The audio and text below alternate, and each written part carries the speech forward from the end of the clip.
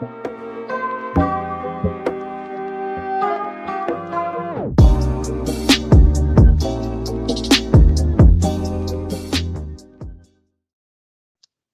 you so much for the nice introduction, Lucas. I'm just going to share my screen, so you should see it in a few seconds.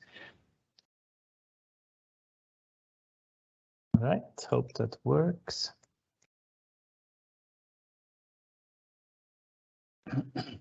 All right, so hello everyone. It's a pleasure to be here. Thanks so much for inviting me to Supertext and to all of you for tuning in from wherever you are in the world. I was asked by Supertext to give a speech about localization and subtitling. I do a lot of subtitling work actually for Supertext, but the first thing that came to mind when I heard about this overall topic was a project that I actually did not for Supertext. It was another client. Earlier this year, I got the chance to subtitle a few episodes of the Disney Plus show Good Trouble into German. And in today's presentation, I want to give you, first of all, a quick overview over the topic of subtitling in general. And afterwards, I demonstrate the importance of proper localization in subtitling based on a few examples of this show, because as you will see, this is quite a tricky one for a few reasons. But first, a few words about myself. My name is Adrian. I'm a Swiss native, currently living in Brussels, as Lucas said. I studied translation and Winterthur, actually with Lucas together, so it's quite fun to see how our careers evolved, and now we're working on this together again. It's very fun.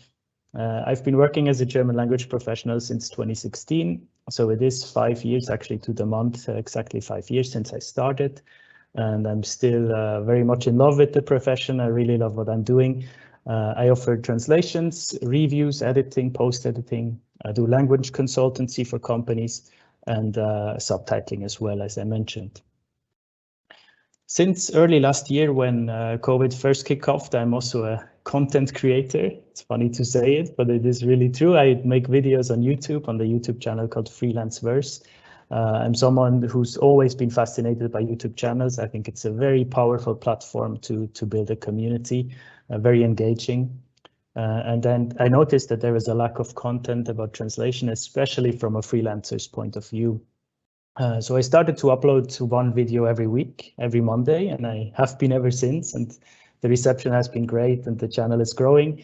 I really like what I'm doing over there. So if you would like to check it out, if you're interested in this sort of videos, make sure to head over to YouTube after, of course, today and check out the Freelance Verse.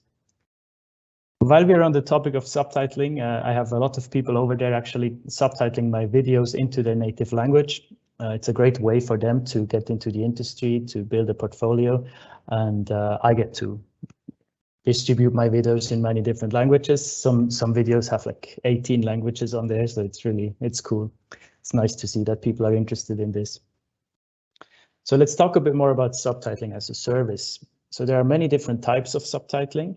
The one I'm doing most often, also for Supertext actually, is monolingual transcription plus time coding, I would call it. This basically means that I'm receiving a German video, usually. I transcribe it into a Word file while I'm watching it simultaneously. Then I import it into my subtitling tool. Mine is called Subtitle Edit. Subtitle Edit, you can check it out. It's free, anyone can use it. It takes a bit of the learning curve is not that steep. It takes a while until you get into it, but afterwards it's really nice to use and efficient. From this type of subtitling job, I can do about 5 to 6 video minutes per hour, depending on the context, of course, how many speakers there are, how much is spoken in the video. But it's quite important that you have this in mind, that you can't do very many minutes per hour, right? Because on the job market, you will find a lot of very lowly paid subtitle offers, and they give you maybe a rate per minute, and they are usually quite crappy. So you have to be careful with that. My rule of thumb is 5 to 6 video minutes per hour I can do if I want to do it properly, you know. Then there is also bilingual subtitling jobs. I would say these are the two main ones, monolingual and bilingual ones. Bilingual ones, obviously, it's kind of the same thing. You first transcribe, let's say, the English original, and then you also add a translation step where you translate it into German, let's say. You can do that either in Word, directly in the subtitling tool, or as I think Fiona mentioned it, you can also do it in certain cut tools directly. I've also done a few jobs in STL Trados directly with the video implementation. It works quite well, and then you don't have to do the time coding, so that's quite nice. Of course, this bilingual service takes longer than the monolingual one, so yeah, just take this into account when you first accept jobs like this. In terms of content types, what you can expect to work on as a subtitler can vary greatly, of course. You can have feature-length movies, you can have short films, video clips, advertisements, internal communication recordings from company. I'd say the bulk of what I'm doing are advertisements and these internal communication recordings, where a company basically records stuff, information for their employees. Especially now during COVID, this was very important because everyone still needed a kind of personal connection. So with video content, you can do that very nicely. Yeah, especially in big Swiss firms, this is common because their employees speak all kind of languages. So it happens often that I get a German video that I then subtitle into German, and then these subs get translated by a French and Italian translator so that the entire staff of a company has their subtitles in their native language. Who can offer this service? I wrote, can you offer it too? And realistically, yes, everyone can offer it, right? Granted, I did study it in my track at university. Lucas and I went for a different track. I went for the multimodal one, which was more focusing on written translation and on technology in translation.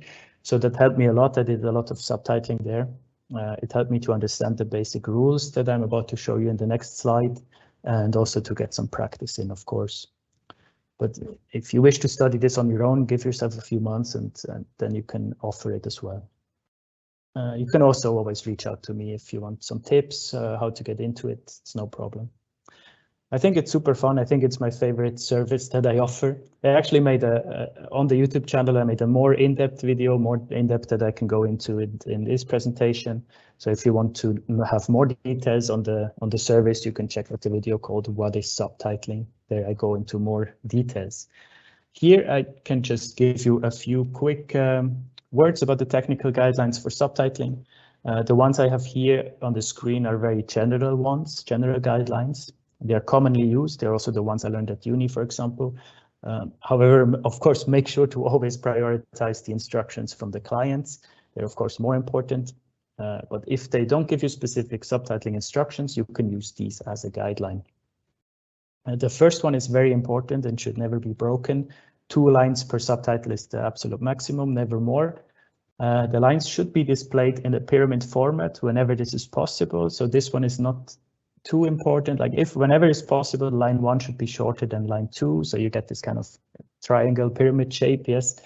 But it's okay to break this rule occasionally, especially if there is like an awkward comma in a sentence. Rather break it at the comma than forcefully shape it into a pyramid. That doesn't make sense. However, the next one is important. The 42 characters per line is a nice rule, so the reading flow is fluent. If you really want to go to the maximum of your subtitles, you can have 84 characters in one sub on both lines, 42. But then that's really chunky, so you have to be careful to leave it on screen enough seconds so the reader can actually benefit from it. Subs should always be centered and at the bottom. Unless there are credits rolling, then you can shift them to the top for a while, but always go back to the bottom. And all the tools will have this as default setting, so you don't need to care about that too much. And the minimum of a sub should be 1 second and the maximum 7 seconds. The minimum obviously is clear why, and the maximum is also quite important because imagine you have a sentence and there is a long break in the middle of the sentence, but it's actually continuing later. It's quite important that you don't already display the whole thing, right? Because there is probably for dramatic effect or so, there's a break, so, right? So you don't want to spoil the whole sentence already. And also just leaving something on the screen for 15 seconds, it's bothering for the viewer. Yes, so now that you have a basic idea of subtitling, let's get into this example that I prepared. The show Good Trouble. It's kind of a teenage show, I would say. I think it's targeted towards older kids and teenagers. It has 3 seasons and is available on Disney+. I actually had to purchase Disney+ to work on this presentation, so now I'm enjoying it for a month. I worked on a couple of episodes for season 2 of this show. And the show, I was thinking how to describe it. It's very Americanized, if you know what I mean. It's very socially just, very politically correct, all the things you would expect from Hollywood nowadays. And translating this is a challenge on its own, but translating it to fit highly restrictive subtitling requirements was really tough. And this client had very restrictive guidelines. So the things that I mentioned here, they were basically all out of the window. I had only 1 line per subtitles, so the pyramid format was irrelevant, and I think I had maybe 35 characters per line. So yeah, it was really tough to fit this in. The gender debate plays a huge role in this series, as there are multiple people who identify as non-binary, which makes it particularly challenging in German to indicate who is talking and who is being talked about, because the pronouns are the non-binary pronouns in German are still quite confusing and uncommon for certain people. So you have to be, empathetic and think like, what is the viewer actually expecting, and also able to comprehend in subtitles, because yeah, the subtitles should never distract. They should support the viewing experience, right? And this is exactly what makes localization so important in subtitling. I think in subtitling, I think more than anywhere else in the localization industry, you are really transferring double media from one locale to another. It's not only the text, right? But you need to make sure that the text fits the image, the vibe, the audience this is for. If you translate it good trouble, like just text without the video, you would probably end up with a very confusing subtitle job that the reader can't follow, right? If you go more word for word rather than notion for notion, it would get very confusing.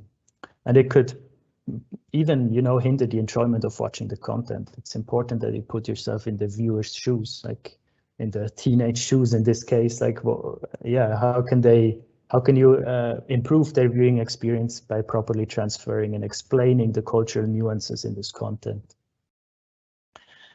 So I prepared a few examples actually of the show to give you an insight into the challenges that I was facing with this.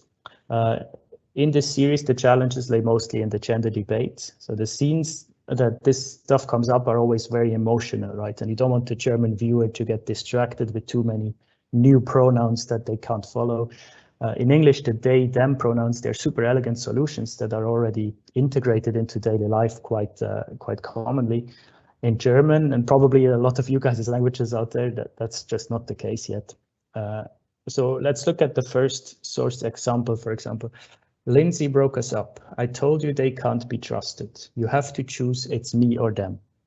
So obviously here the challenge is the they and them pronouns, right? Maybe you can think yourself for a few seconds how you would translate this into your own language. I don't know, maybe you can write a solution in the Q&A chat, or just whatever comes to mind, how you would solve this problem. Or it's not a problem, it's a challenge, right? So to give you a bit of context, it's the first person in the image that is speaking. This is Joey, they are non-binary. And then in the background is Sophie. This is Joey's girlfriend. She is female. And Lindsay, that is being talked about, is also non-binary, and they were the partner of Joey, if that makes sense. So I'll give you a few more seconds to think about the solution, and then I will show you what I came up with. I hope it should just show my first. Yes, okay. So this is my translation that made it to the show in the end. Lindsay hat Schluss gemacht. So the first part is very straightforward. That was just a normal translation. And then for I told you they can't be trusted, I went for ich hab sie doch gesagt. So I completely omitted they can't be trusted part. And bear in mind, this is not only translation decisions, this is also highly restrictive character decisions, right? So I had to, like, Lindsay hat Schluss gemacht was one subtitle, the next sentence was one subtitle. So I had to be efficient and quick and still convey the meaning and the nuances. And I didn't have a pronoun here for Lindsay anyways yet, so I just decided to completely omit it. It still gives the right vibe, I feel like. And then you have to choose it's me or them. I decided to go with du musst dich entscheiden, Lindsay or ich. So oder ich. So I decided to Solve this with a colon and then with the repetition of the name. I feel like the repetition of the name is the most elegant solution that we have at the moment. It is, you can't use this always because it gets too repetitive, but in this sentence, I think it flows quite well, and I completely disregarded any pronouns that could have a gender bias with it. So let's check out the next example. In fact, there is something I want to talk to you about. I'm thinking about changing my pronouns to they, them. Now, this is a completely different case, right? Here, this is specifically about changing pronouns. So I deemed it appropriate to introduce these newly created pronouns that we have. I can show you in German, this is xierxes. This is really a conversation about the changing of pronouns. So it's no problem to introduce something new here, right? Xierxes can basically be used similarly to they, them in German. It is still regarded as a bit strange in German discourse, but it is becoming more and more popular. And especially in the context of this show, I checked with the client if this is okay. They also checked with other German speakers, and they said, yes, here the debate is in the forefront, so it's no problem to introduce it, right? So I went with, ich wollte mit dir über etwas reden, ich überlege mir meine Pronomen zu xierxes zu ändern. And yeah, for the audience that this is intended to, that probably, you know, struggles with the same issues. So you have to be really empathetic to, you know, introduce that this is okay to talk about this, you know, and not just completely omit it all the time. All right, and I have one more example. This is two people talking. So first it's Sophie again. Look, I don't have to go to the queer comedy nights. And then Joey replies with, yes, you do. You have to go check out the scene. You need to get support from other queer comics.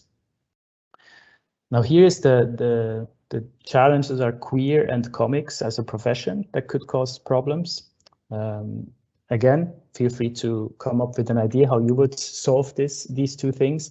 The profession is always kind of a difficult part because in German and also in other languages, you would always have to introduce the male and the female profession, right? Komiker and Komikerin.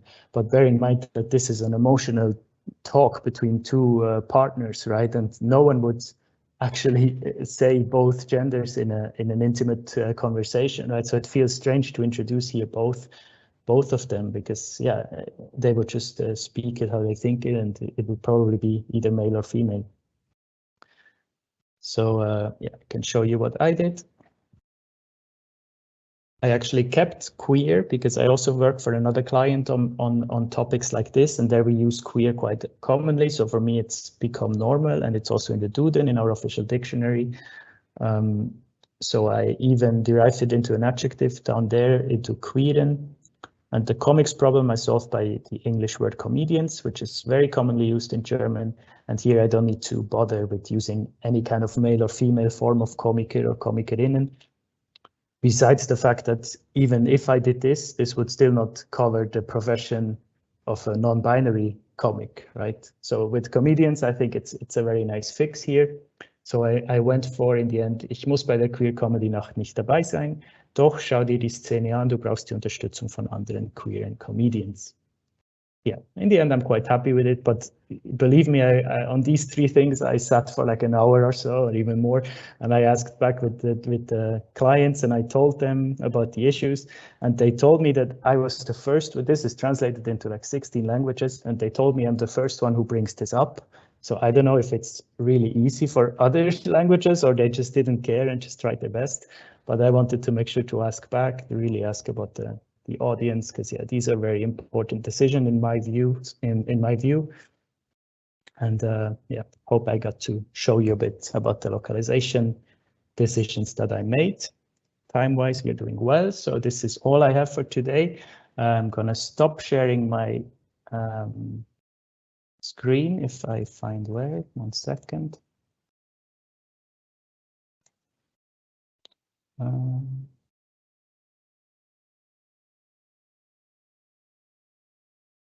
It's all minimized. Lucas, can you help me a second?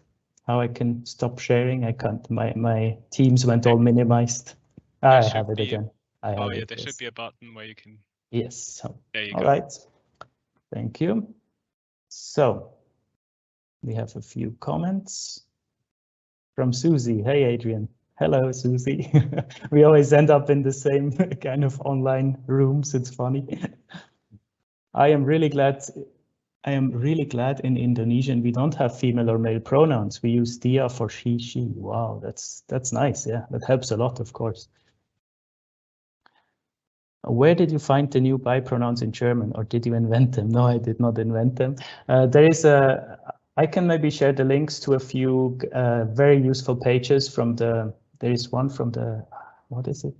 I think some kind of gender organization that really kind of is at the forefront, also working together with Duden about these words, these pronouns. I'm not sure what the name is, but I can send the link for sure to Lucas and we can share it. Could you repeat how you read Xerxes in German? I think it's Xerxes, but I've never actually heard anyone say it, so that's just how I read it.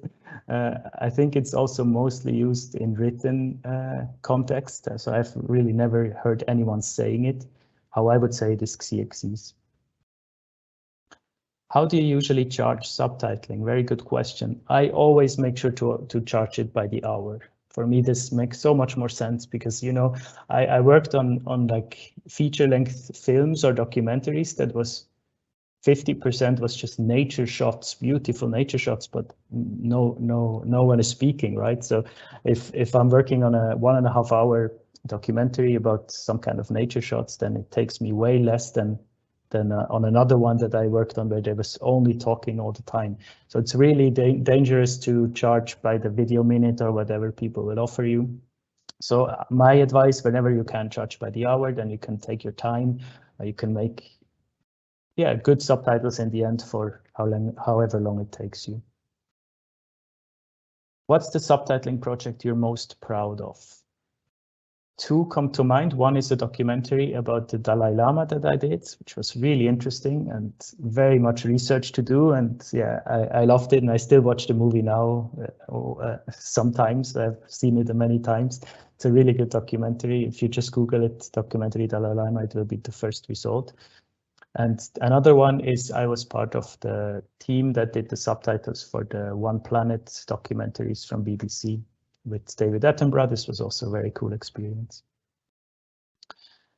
How do you approach a situation where there are more words spoken than you can subtitle, e.g. in a clip where the speakers are speaking fast and a lot? In my language, this is a common problem as words are very long. Yes, it is a common problem also in German, I think in any language. You have to break it down. You have to be concise. You can leave out a lot of things and still convey the meaning correctly, because especially in spoken conversations, people tend to say way more than is actually needed, right? If someone says, oh yeah, that's actually not a bad idea, yeah, okay, let's do it. You can also just say yes, right? So you have to, whenever you have not enough space, try to get to the nuance of what someone is actually saying and try to just rewrite it however you would say it. It's not subtitle is not a word for word translation. You can just take the notion and convert it into something that fits. Not a question, but just wanted to say this has been a fascinating presentation. Wow, thank you so much. When you say you charge by the hour, is it the hour you spend working or the number of hours in the video? No, the number of hours I spent on the job, not the number of hours the video is. A lot of people, a lot of clients will try to like make you charge by the hour of the video. If you can somehow make it work for you, sure, go for it. But for me, I don't want to do that because it can really mess with you because you never know what's in the video. But yeah, if you watch it first, make sure that it's not too much text in there, and then you can make your own calculations and you can go for it if you want. I always tell all my clients I charge by the hours that it takes me to work on something. How did you find subtitling clients? It's a good question. So the first one was actually Supertext that I had. That was quite nice that I got to gain a lot of experience through that. And then once I had enough experience, I really just, I mean, it's in my LinkedIn, so I get contacted for it sometimes. My colleagues know that I'm offering it, so I get also just referred it by colleagues. And other things like the documentary about the Dalai Lama, I just asked, right? This was from a Swedish production company. I heard about them somewhere on, I think on LinkedIn or on Instagram or something, and I just sent them a message. Said I always lead with being a Swiss German person, so that I always lead by saying, you know, I can do subtitles for you for the Swiss audience, and it always piques people's interest. But then in the end, it's almost never for Switzerland. But it's just nice to get into conversation like this.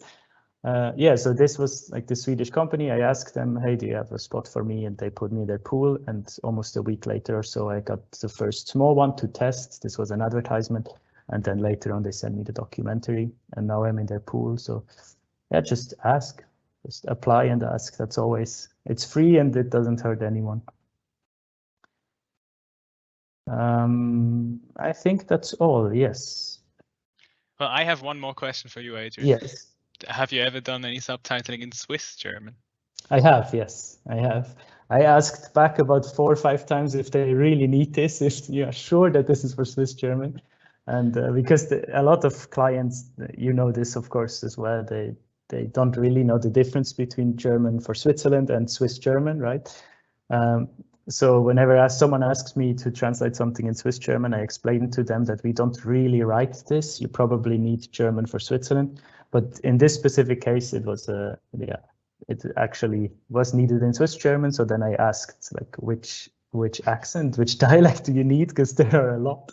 And they just told me to use whatever I use. And, what did you go for? Yeah, with my bandage, with my Bernese accent, which was yeah, interesting to do, and they were happy in the end, so it was fine.